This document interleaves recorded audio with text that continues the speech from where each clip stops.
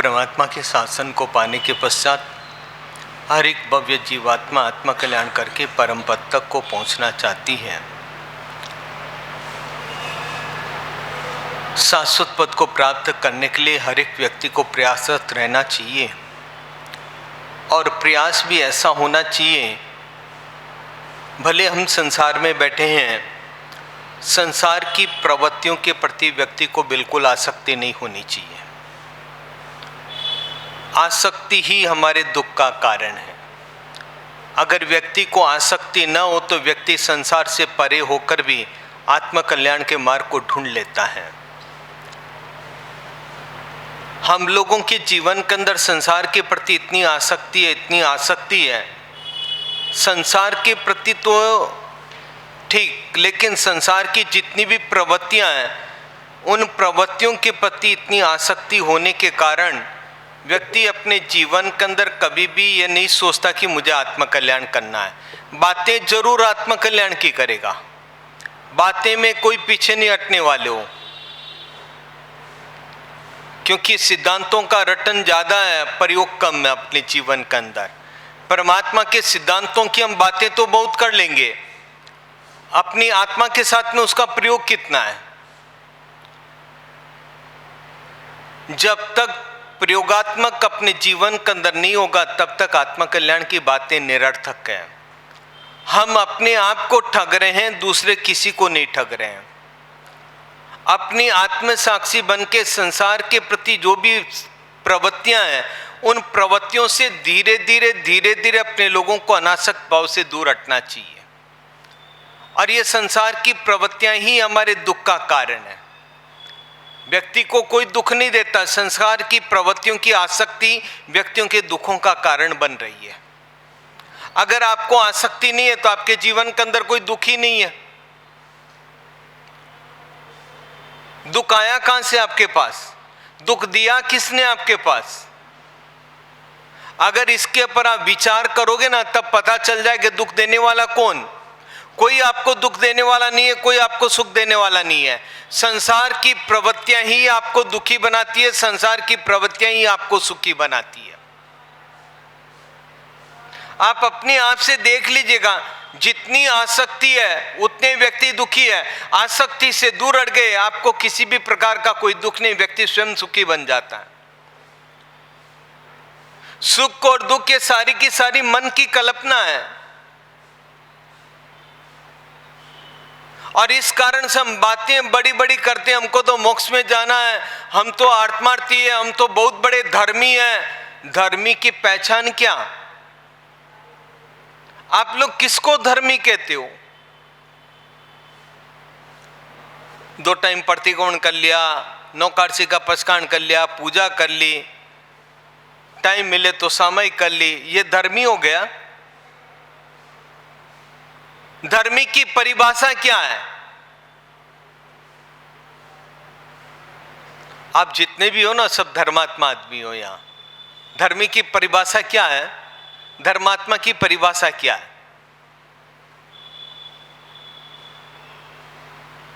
बोलिएगा, धर्मात्मा की परिभाषा क्या है?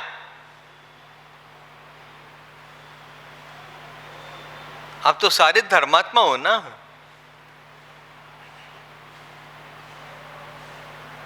धर्मात्मा की परिभाषा कोई बड़ी भारी नहीं है, बहुत छोटी सी का है।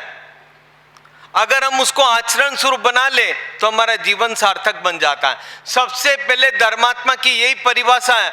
एक भिखारी था, भिखारी रोज भिक्षा लेने के लिए बगीचों में और में घूमता रहता था। एक दिन एक भिखारी बगीचे में गया, एक बाबूजी वहां पर बैठे हुए थे। बाबूजी को जाकर के कहा, बाबूजी मैं 3 दिन से भूखा हूं, मुझे 3 दिन से भिक्षा नहीं मिल रही है बाबूजी, आप थोड़ी सी कृपा कीजिए, मेरे पर थोड़ी भिक्षा दे दीजिए बाबूजी, मैं मेरा पेट भर सकूं, मेरे घर में कोई है नहीं आगे पीछे, बाबूजी थोड़ी सी दया कीजिए आप। बालक जितना ही था 15-17 वर्ष का, बाबूजी ने उसकी नादानी को देख करके उसके ऊपर दया आई, और बाबूजी बगीचे में बैठे बैठे चने खा रहे थे। और चने खाते खाते उन्होंने अपनी जेब में हाथ डाला, हाथ डाले, चने निकाले और उसको हाथ में दे दिए। और वो लेकर के अपने घर गया। शाम के समय में बैठ करके वो चने को खाने लगा। चना खाता है खाता है खाता है, तो उसके साथ में एक हीरे की अंगूठी मिल गई। अब हीरे की अंगूठी मिल गई, वो सोचता ठीक है, अच्छी बात है, मेरा कोई पुण्य कर्म का उदय होगा या मेरी दरिद्रता जाने का रास्ता आ गया, इसलिए हीरे की अंगूठी मिली है। अगर आपको रास्ते में चलते चलते चलते चलते कहीं हीरे की अंगूठी मिल जाए तो क्या करोगे आप? क्या करेंगे?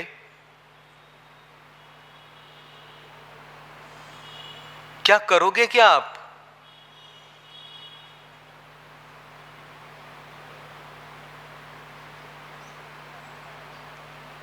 सब शांत बैठे हैं, जेब में डाले रवाना। वो बैठा बैठा रात को सोने लगा और सोते सोते उसके मन के अंदर विचार आने लगे। उसका मन कहता तू अंगूठी रख लेना, तेरा सारा दरिद्र खत्म हो जाएगा। उसकी आत्मा कहती अगर अंगूठी रखेगा ना तो तू जीवन भर दुखी बन जाएगा। उसका मन कहता तू आत्मा की बात मत मान, आत्मा कहती है तू मन की बात मत मान। ये तो कुछ दिनों के लिए तुझे सुख मिल जाएगा, लेकिन बाद के अंदर तेरी जो दुर्गति होगी ना उसको तू संभाल नहीं पाएगा। मन कहता आत्मा को जो कहना हो कह दे, एक बार तो तेरी सारी की सारी दरिद्रता मिट जाएगी। क्यों तू अंगूठी के प्रति इतना कर रहा है? रख ले अंगूठी। उसकी आत्मा कहती है अंगूठी मत ना, अंगूठी के प्रति राग रहेगा ना, तू रात भर चैन से नहीं सो पाएगा। अब उसके घर के अंदर भयंकर झगड़ा चल पड़ा। इधर आत्मा के साथ में मन का झगड़ा, मन के साथ में आत्मा का झगड़ा। उस अंगूठी के पीछे वो रात भर सो नहीं पाया। वो कहता मैं सुख शांति से सोने वाला व्यक्ति आराम से सोता रहता था, लेकिन आज ये दशा हो चुकी है कि मैं रात भर सो भी नहीं पाया। और आपको कितनी अच्छी नींद आएगी, कितनी अच्छी नींद आएगी।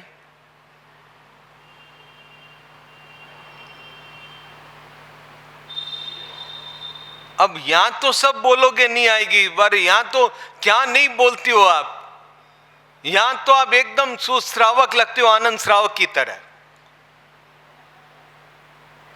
परमात्मा के 10 श्रावक थे, उसमें पहला नंबर का आनंद श्रावक था। सब आनंद श्रावक की तरह लग रहे हो आप। और उसने रात भर, उसने कहा ये अंगूठी के कारण मैं रात भर सो नहीं पाया। और मन कहता तू रख ले, आत्मा कहता तू रखना मत। दोनों के अंदर इतना द्वंद्व चल पड़ा, इतना द्वंद्व चल पड़ा। सुबह उठा, वापस वो शाम के समय में भिक्षा लेने के लिए गया। बाबूजी वहीं बैठे बैठे चने खा रहे थे।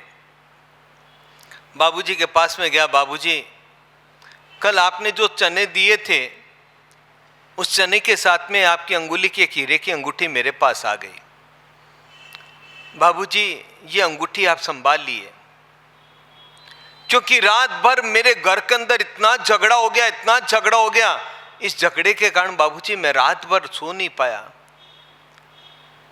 बाबूजी कहते हैं कल तो तू कह रहा था मेरे घर में आगे पीछे कोई नहीं रहा, आज तू कहता मेरे घर में झगड़ा चल पड़ा। हाँ बाबूजी, मेरे घर में 2 व्यक्ति रहते हैं, एक तो मेरा मन, दूसरा मेरी आत्मा। मन और आत्मा के साथ में इतना द्वंद्व हुआ, इतना भयंकर झगड़ा हुआ, जिस कारण से मैं रात भर सो नहीं पाया। बाबूजी ये आपकी अंगूठी संभालिए। कितना विवेक से उसने काम लिया था। और हमारा विवेक, समझने जैसा समझिए, छोड़ने जैसा छोड़िए। यानी कि जो अपनाने जैसा अपनाइएगा और छोड़ने जैसा छोड़ दीजिएगा। हम क्या करते हैं, उसी का नाम है विवेक। अगर आप विवेक से काम लीजिएगा तो आपका हर कार्य अच्छा से अच्छा संपन्न बन सकता है, और विवेक से कार्य नहीं लिया तो। और आज की तारीख के अंदर हमारी स्थिति क्या है, हम किस स्थिति के अंदर जी रहे हैं? सत्य क्या है, असत्य क्या है, पेय क्या है, अपेय क्या है, भक्ष्य क्या, अभक्ष्य क्या है? क्या कोई विवेक का उपयोग करते हैं हम लोग?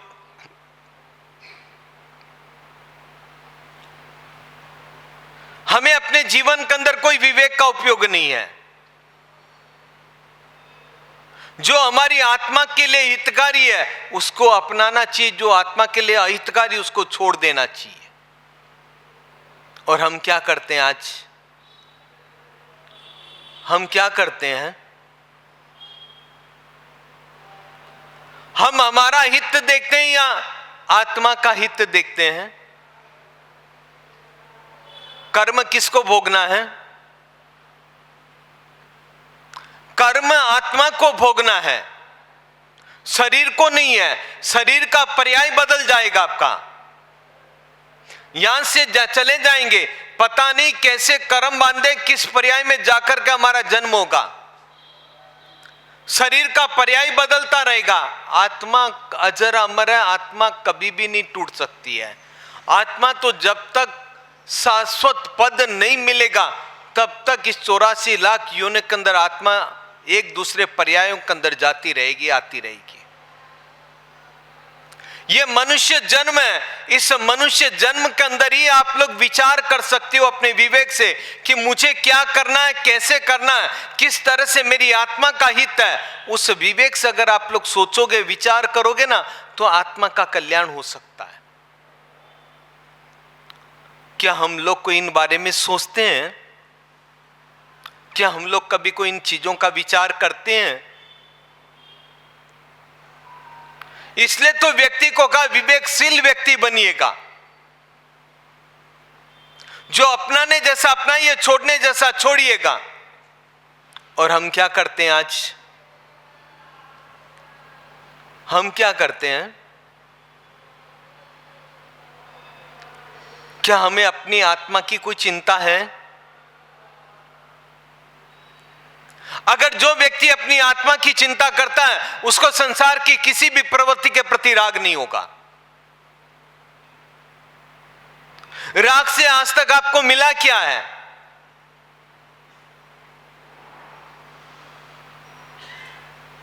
हम इतना राग द्वेष के बंधन बांध रहे हैं, इतना राग द्वेष और मोह के बंधन बांध रहे हैं, मिला क्या आपको?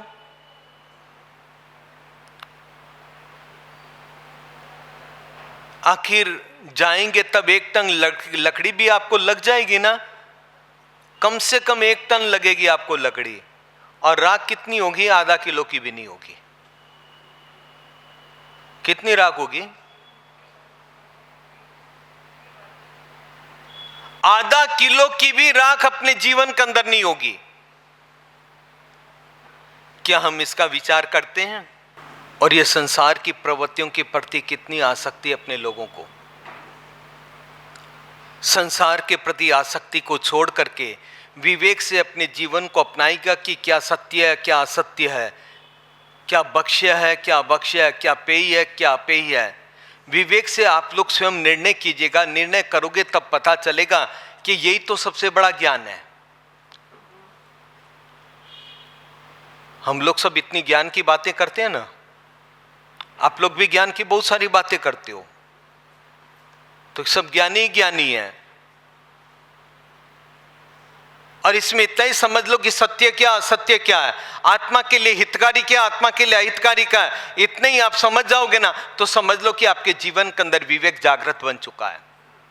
और जो विवेकशील व्यक्ति होता है, विवेकवान व्यक्ति होता है, वो अपने जीवन के अंदर इन बातों को लेकर के चलता है कि सत्य क्या, असत्य क्या है, हितकारी क्या, अहितकारी क्या। इससे व्यक्ति को स्वयं को पता चल जाता है कि हमारा विवेक कितना है।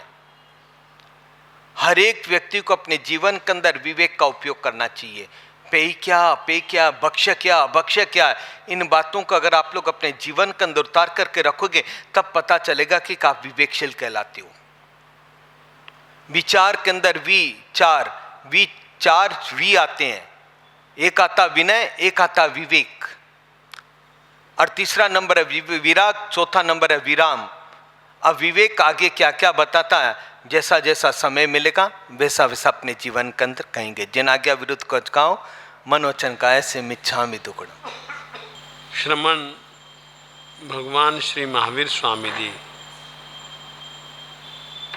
का जीवन चरित्र अपन लोग बोल रहे थे, विचार कर रहे थे कहानी के आधार पर, 63 श्लोका पुरुष चरित्र के आधार पर। तो परमात्मा मेरू पर्वत पर ले जाए गए। अच्युतेंद्र की आज्ञा से सभी जन तैयार हैं। सौधर्मेंद्र परमात्मा को गोदी में लेकर के बैठा है अति पांडु कंबला नाम की शिला पर।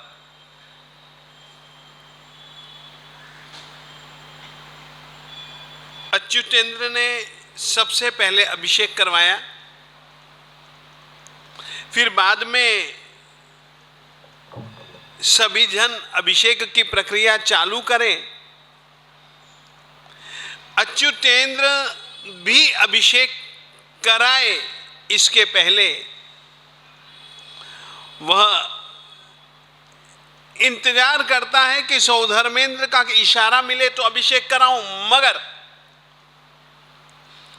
सौधर्मेंद्र ने आज्ञा दी नहीं।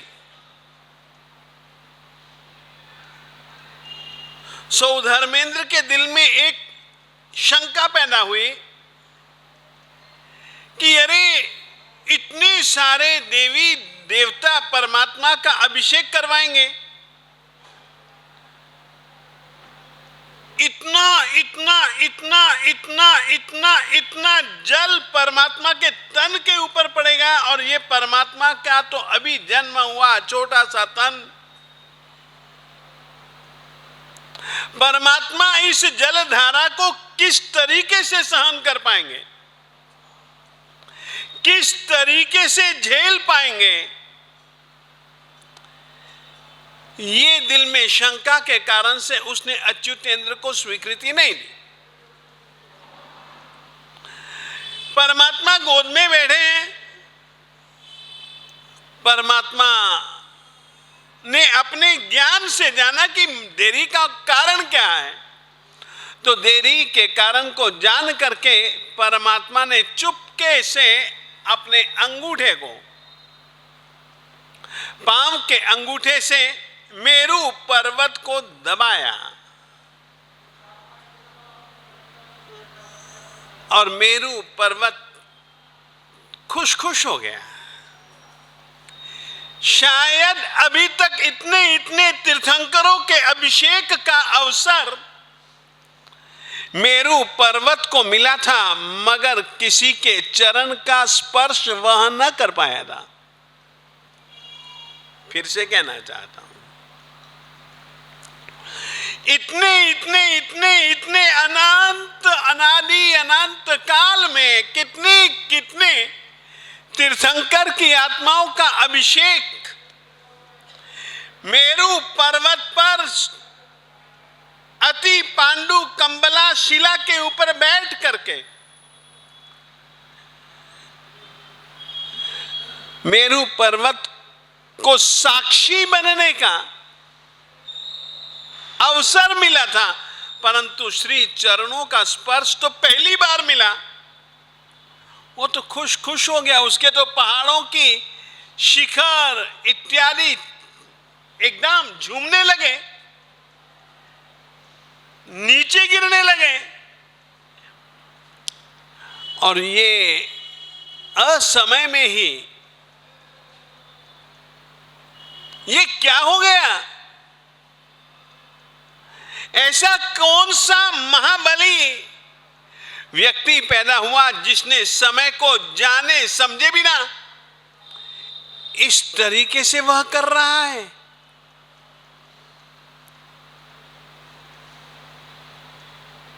जानना चाहता है कि कौन है वो।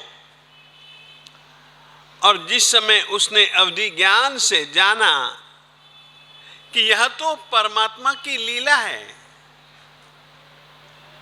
ये तो परमात्मा ने मेरे दिल की शंका को मिटाने के लिए यह कार्य किया है, उसी समय उसने परमात्मा से एक क्षमा मांगी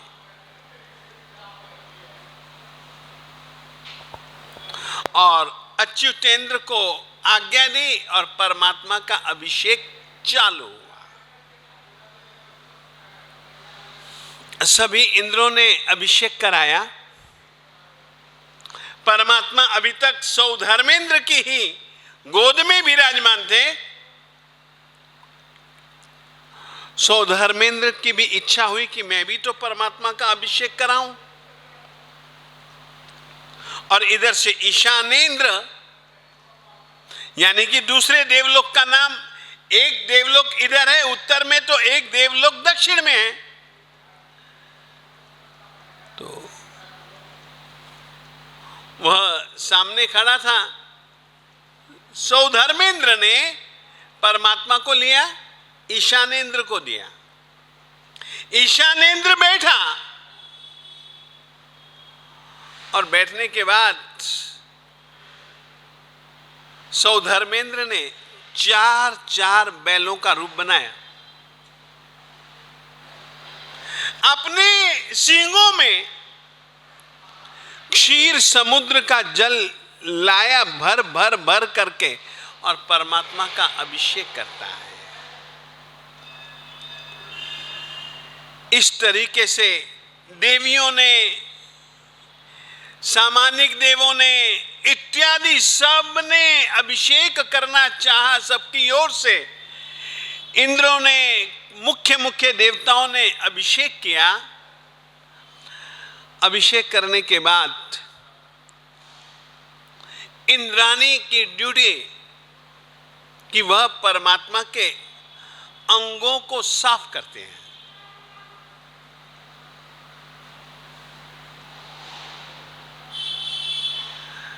इंद्राणी बार बार सब शरीर साफ कर चुकी, मगर एक जगह पर बार बार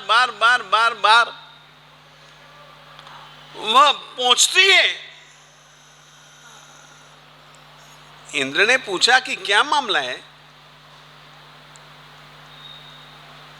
तू एक ही स्थान को बार बार कितनी बार तूने पहुंच लिया?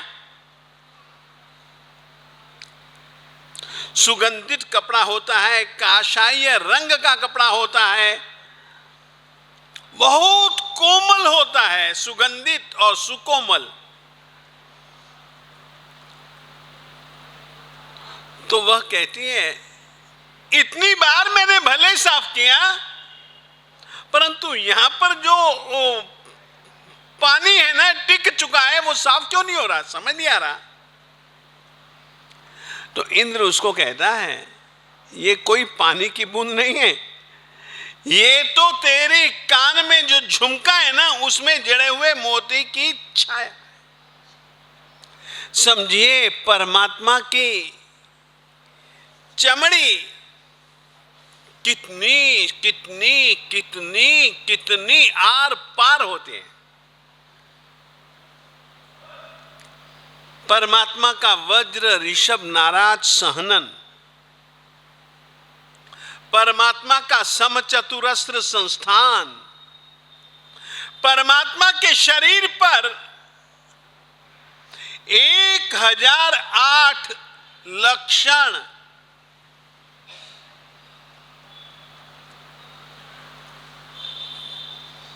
परमात्मा का हर एक अंग प्रत्यंग अनुपम। शरीर बिल्कुल जिस तरीके का प्रमाण शरीर का, शरीर के अवयवों का होना चाहिए, उस तरीके का ही परमात्मा का सारा शरीर।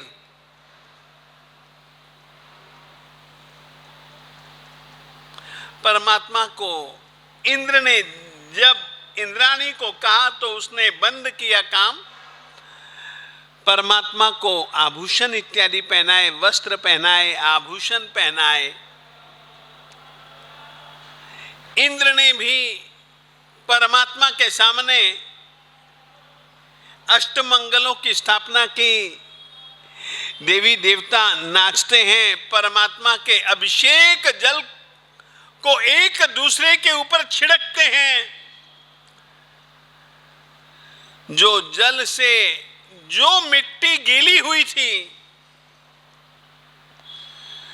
जिस तरीके से घुटे हुए चंदन का उपयोग करके हम लोग तिलक लगाते हैं, उसको हम अपने शरीर पर भी लगाते हैं। देवी देवता इस तरीके से परमात्मा के अभिषेक जल से भीगी हुई मिट्टी का लेपन अपने शरीर पर करते हैं। सचमुच में यहां पर लिखते हैं,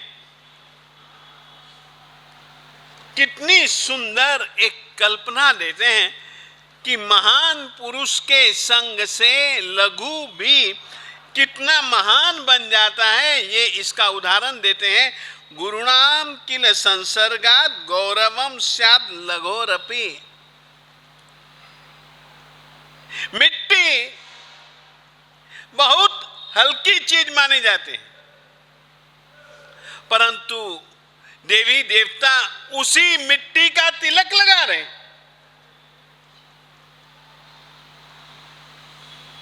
देवता लोग उसी मिट्टी को शरीर पर लगा रहे हैं, मसल रहे हैं। क्यों?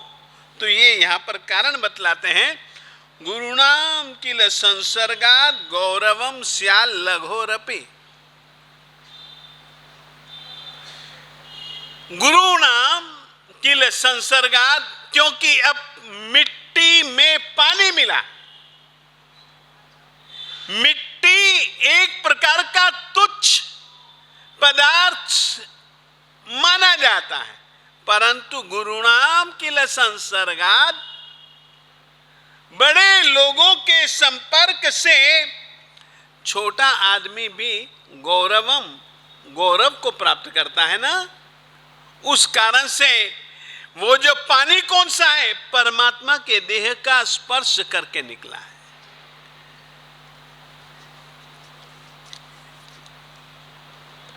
एक छोटी सी बात तुमको बताना चाहता हूं। एक श्लोक है, आचार्य श्री सिद्धसेन दिवाकर सुरेश्वर जी महाराज साहेब जी ने पानी के विषय में बतलाया है।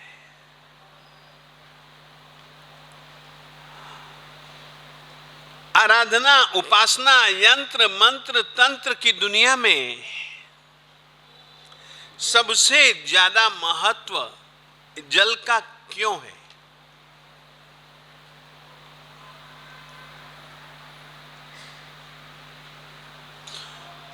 पूजा भक्ति इत्यादि करनी हो, कभी भी देखो किसी के भी पास में जाओ, वो कहेगा कि भैया पानी ला और मैं तुझको अभिमंत्रित करके देता हूं और तूने पीना। शायद हो जाए तुझ पर उस ऊपर वाले की कृपा। ये क्या चीज है? और सचमुच में पानी का पता नहीं क्या चमत्कार है। उस चमत्कार के कारण की चर्चा कि ये क्यों चमत्कार है और पानी में ऐसी क्या विशेषता है, उसकी चर्चा आचार्य श्री सिद्धसेन दिवाकर सुरेश्वर जी महाराज साहेब बहुत अच्छे ढंग से करते हैं। उनका श्लोक है, आत्मा मनीषिभिरयं त्वदभेद बुद्ध्या ध्यातो जिनेन्द्र भवति भवत् प्रभावः पानीयमप्यमृतमेत्यनुचिन्त्यमानम्। केम नामनो विषविकारमपा करोति। हम इस बात को नहीं मानते हैं, परंतु बात सच्ची है। आचार्य सिद्धसेन दिवाकर जी महाराज साहब कहते हैं, तेरे ध्यान की क्या जरूरत पड़ गई हमको। पूजा भक्ति व्यक्ति को ध्यान की ओर ही ले जाने वाली प्रक्रिया है। कारण अपन लोग महसूस करते हैं अपना मन उसके प्रति स्थिर बन जाता है, जिससे अपने दिल में लगाव होता है।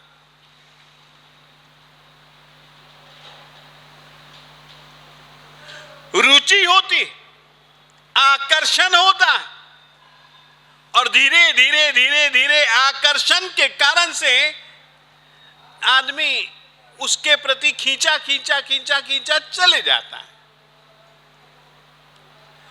फिर आप लोगों ने देखा होगा, खींचा खींचा उसके पास गया, फिर धीरे धीरे धीरे धीरे उसमें वह खो जाता है।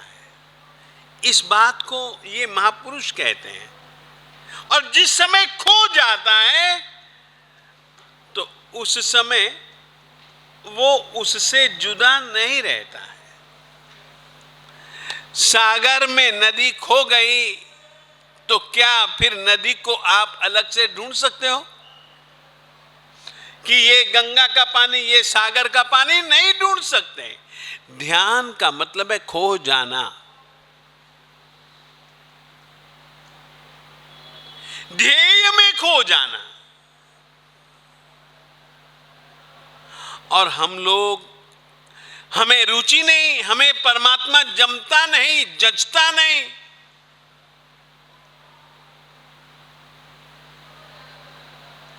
इस कारण से हम कभी भी ध्यान नहीं कर पाते, नहीं कर पाएंगे। यहां पर ये कहते हैं, आत्मा मनीषिभिरयम् वेद बुद्ध्या ध्यातो जिनेन्द्र भवति भवत् प्रभाव। परमात्मन आपका ये प्रभाव है, आपकी ये महिमा है कि व्यक्ति आपका ध्यान करता है और खुद आपके जैसा बन जाता है। फिर ध्याता और ध्येय में अंतर नहीं रहता। वो ध्यान की कला क्या है? वो ध्यान का सूत्र क्या है? वो किस प्रकार के ध्यान की विशिष्टता है, उसकी चर्चा है। त्वदभेद बुद्ध्या, ध्याता जो है ना, जैसा तू वैसा मैं, तुझ में मुझ में कोई ज्यादा फर्क नहीं। अभेद बुद्धि से यदि हम परमात्मा का ध्यान करेंगे तो फिर जो हमारे में भिन्नता है वह भिन्नता मिट जाती है। फिर से कहना चाहता हूं, ये परमात्मा के ध्यान का फल। मनीषी भी, बुद्धिमान, मनीषा, मनीषा यानी कि बुद्धि, मनीषी यानी कि जिसके पास बुद्धि है, मनीषी भी यानी कि बुद्धिमान व्यक्तियों के द्वारा अयम आत्मा, खुद की इस आत्मा को त्वद भेद बुद्ध्या ध्यातो, जैसा तू वैसी मेरी आत्मा, जैसी तेरी आत्मा वैसी ही मेरी आत्मा। बस अभेद बुद्धि से तुझ में और मुझ में अत्यांतिक रूप से कोई भेद नहीं है। इस रीति से जब व्यक्ति चिंतन करता है ध्यान से प्रतीति, अनुभूति के स्तर पर जब वह पहुंचता है, तब ध्याता ध्येय के समान, परमात्मा के समान खुद परमात्मा बन जाता है। तो इसके लिए वे उदाहरण देते हैं कि कोई मंत्रवादी होता है,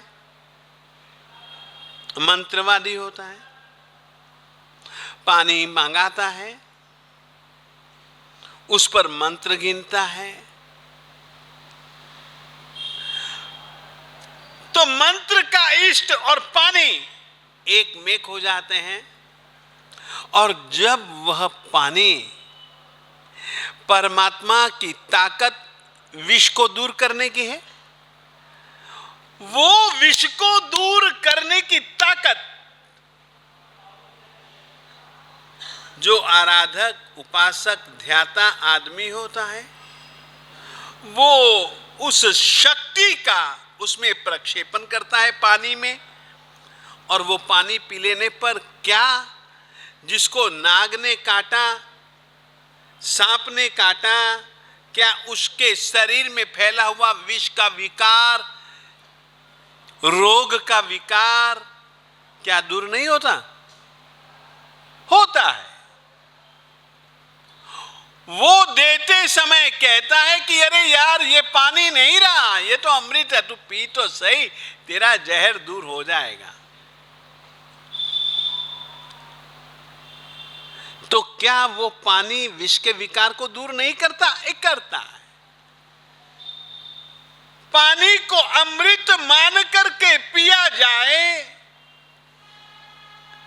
पानी को पानी नहीं, पानी को अमृत मानकर पिलाया जाए, पानी को पानी नहीं, पानी को अमृत मान करके पिया जाए, तो सचमुच में कई कई कई कई प्रकार के विकार जो शरीर में है, वे विकार अपाकरोति, वो पानी ही दूर कर देता है। जबकि विशेषता अमृतम इत्यनु चिंत्यमानम, ये पानी नहीं है, ये तो अमृत है।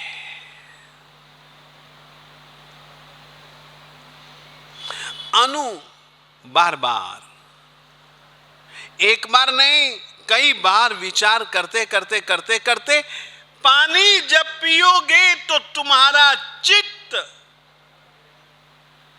अमृत के भाव से भरा हुआ, तो जल भी अमृतमय बन जाता है।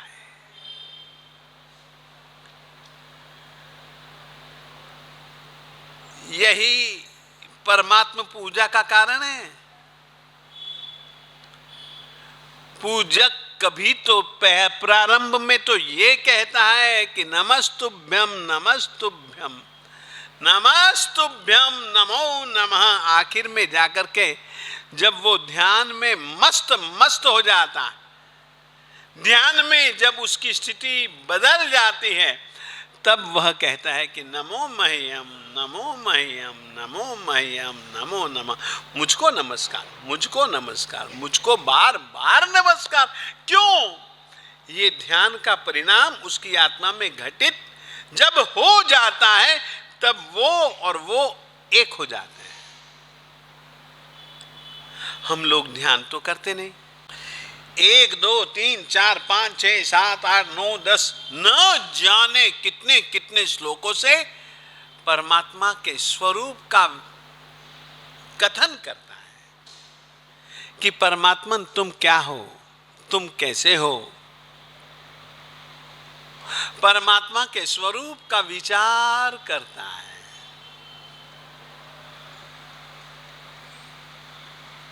परमात्मा के स्वरूप का विचार यानी कि परमात्मा को अपनी आत्मा में स्थिर करने का प्रयास कि परमात्मा की महिमा क्या है, परमात्मा के उपकार क्या है, परमात्मा की साधना कैसी है, और उस साधना का आत्म परिणाम क्या है। एक एक शब्द बोलता है, बहुत अद्भुत शब्द 63 श्लाघा पुरुष चरित्र में है। सौधर्मेंद्र स्तुति करने के बाद परमात्मा को अपने हाथ में लेता है, घोषणा करता है कि परमात्मा के ऊपर किसी ने भी अगर कुदृष्टि की ना, बुरी नजर से परमात्मा की ओर देखा ना, तो एक वनस्पति होती है, जब वो जमीन पर गिरती है तो अपने आप उसके 60 टुकड़े हो जाते हैं। उसी वस्तु का वो नाम लेता है कि अगर परमात्मा की ओर किसी ने भी बुरी नजर से देखा तो उसकी हालत ऐसी ही हो जाएगी जिस तरीके से पेड़ से टूटने पर उस पेड़ के पत्ते की हालत होती है, उसके सिर के 60 टुकड़े हो जाएंगे।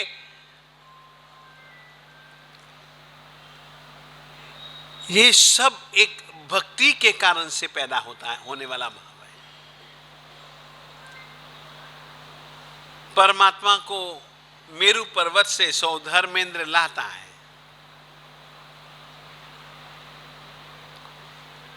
माता जी के पास में रखता है, माता जी के ही पास में श्रमण भगवान महावीर स्वामी जी की आत्मा के खेल कूद के लिए गेंद रखता है,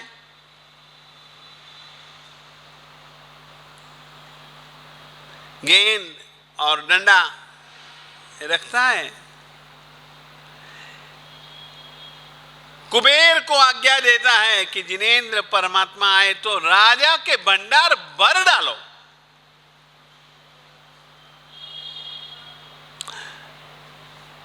स्वर्ण धारा की बरसात करो, बादल जैसे जल बरसे वैसे सुवर्ण धारा होनी चाहिए। इस तरीके से इंद्र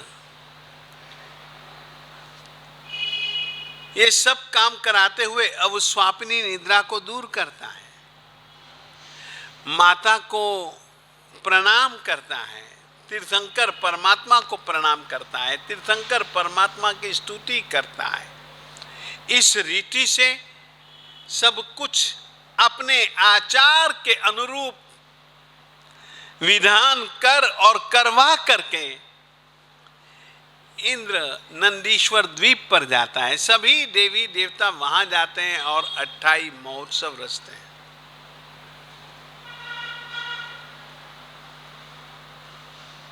आठ दिनों तक वे परमात्मा की भक्ति में मस्ती मस्ती मस्ती से विभोर हो करके परमात्मा के गीत गान, गुण गान, नाच गान, वो सब कुछ करते हैं। पूजा भक्ति सब करते हैं। वहां से फिर वे तो अपने अपने देवलोकों में चले जाते हैं। अब इधर से प्रातःकाल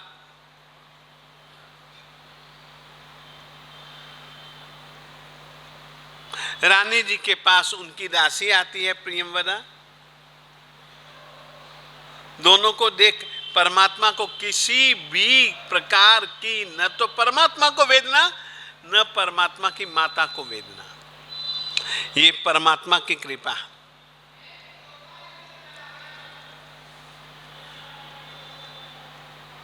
इस तरीके से इंद्रादि के चले जाने पर प्रियंवदा आई। प्रियंवदा ने राजा साहब जी को समाचार दिए, बधाई दी सबसे पहले।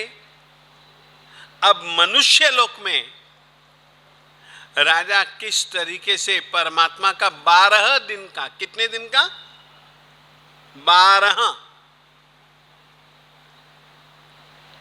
कुल की परिपाटी के अनुसार किस रीति से वह परमात्मा का जन्म महोत्सव मनाते हैं। वो सारी की सारी घटना इसमें है। जैसे ही समाचार मिलते हैं, राजा प्रियंवदा को पहने हुए अलंकार मुकुट के सिवाय सब दे देता है, राज मुद्रा के सिवाय सब दे देता है। तुरंत आज्ञा देता है कि सभी के सभी कैदियों को छोड़ दो। नगरवासियों का किसी भी दुकान पर, किसी भी घर में कोई भी राज कर्मचारी नहीं जाएगा। 12 दिनों तक लगातार क्या उनकी कुल की परंपरा और कुल की परंपरा के हिसाब से किस किस तरीके के आयोजन राजा साहब भी करते हैं, वो सारे के सारे आयोजन राजा करता है। तीसरे दिन, छठे दिन अलग अलग आयोजन कुल परंपरा के अनुसार से उसने किए। 11वें दिन, 12वें दिन उसने अपने सगे संबंधियों को इकट्ठा किया। अब वो क्या करता है, क्या नहीं करता है, 12वां दिन यानी अंतिम दिन जन्म महोत्सव मनाने का, इत्यादि बातें अपन आगे यथा समय अवश्य में करेंगे। अब इतना ही।